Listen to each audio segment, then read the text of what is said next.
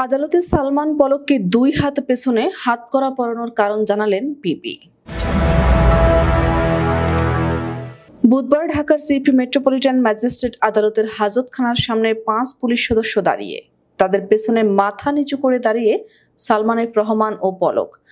সালমানের 2 হাত পেছনে 2 হাতেই পরানো হাতকড়া, পলকেরও 2 হাত পেছনে 2 হাতেই পরানো হাতকড়া। পলকের পেছনে মাথা নিচু করে দাঁড়িয়ে সাবেক সংসদ সদস্য সুলাইমান সেলিম ও সাবেক মেয়র আতিকুল ইসলাম। সুলাইমানের পেছনে সাবেক সিনিয়র সচিব মহিবুল হক মাথা নিচু করে দাঁড়িয়েছিলেন।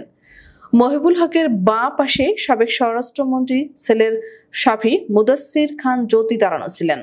সালমান, পলক, আতিকুল, মহিবুলদের মাথায় পুলিশের হেলমেটের সামনের অংশ গ্লাস দিয়ে ঢাকা, আর প্রত্যেকের বুকে পুলিশের বুলেট প্রুফ জ্যাকেট। তাদের প্রত্যেকের হাতে হাতকড়া পরানো ছিল। আদালত কক্ষের সামনে নেওয়ার পর তাদের প্রত্যেকের মাথা থেকে পুলিশের হেলমেট খুলে নেওয়া হয়। যখন তাদের প্রত্যেককে কাঠগড়ায় তোলা হয়, তখন 2 হাত পেছনে নিয়ে যে হাতকড়া পরানো ছিল তার এক হাতের হাতকড়া পুলিশ খুলে দেয়। তখন সালমান, পলক, আতিকুল, সুলাইমান ও মহিবুলরা মাথা নিচু করে কাঠগড়ায় দাঁড়িয়ে থাকেন। আইনজীবীর উদ্দেশ্যে পলক বলেন, আমি এখন জামিনের আশা করি না।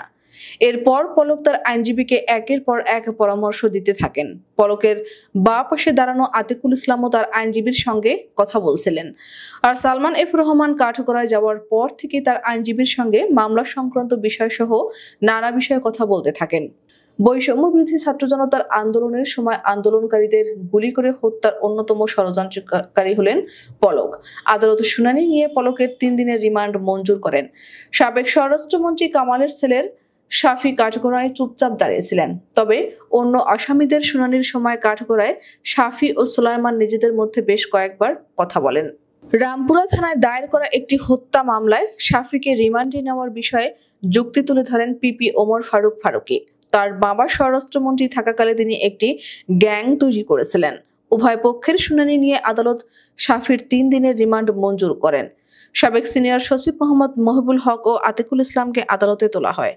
কাঠগড়ায় তারা চুপচাপ মাথা নিচু করে দাঁড়িয়েছিলেন।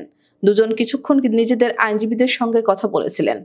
মহিবুলকে তেজগাঁও থানার একটি মামলায় গ্রেফতার দেখানো হয়। অপরদিকে আতিকুল ও সালমানকে ভাটারা থানার একটি মামলায় গ্রেফতার দেখানো হয়।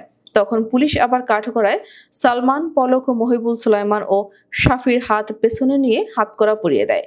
পলকদের 2 হাত পেছনে নিয়ে হাতকড়া পরিয়ে আদালতে তোলা প্রসঙ্গে পিপি ওমর ফারুকী আদালতকে বলেন, ইদানিং সালমান, আনিসুল সহ বেশ কয়েকজন আসামিকে 2 হাত পেছনে নিয়ে হাতকড়া পরিয়ে আদালতে তোলার বিষয়টি আমার নজরে এসেছে। মূলত বেশ কয়েকজন আসামি হাজতখানা থেকে আদালতে তোলার সময় হাত উঁচু করে চিৎকার করে সরকার বিরোধী বক্তব্য দিতে চান। সেজন্য তাদের হাত পেছনে নিয়ে হাতকড়া পরিয়ে আদালতে তোলা হচ্ছে।